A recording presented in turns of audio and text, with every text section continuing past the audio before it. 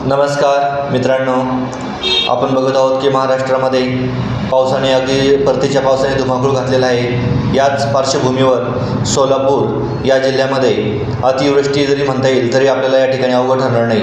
मित्रांनो, सर्व पूर्ण रात्रभर पावसाने अगदी सोलापूर जिल्ह्याला झोडपून काढलेलं आहे।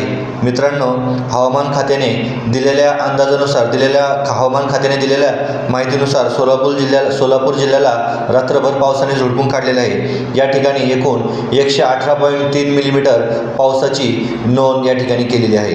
मित्रांनो, काल सकाळी 8:30 वाजल्यापासून ते आज सकाळी 8:30 वाजेपर्यंत रात्रभर पाऊस या ठिकाणी पडलेला आहे आणि पाऊस या ठिकाणी तब्बल 118.3 मिलीमीटर एवढी पावसाची नोंद या ठिकाणी झालेली आहे। आणि मित्रांनो, 62 मिलीमीटर पाऊस झाला तर त्याला अतिवृष्टी म्हणतात असं या ठिकाणी या हवामान खात्याने आपल्याला या ठिकाणी आज वर्तवलेलं आहे।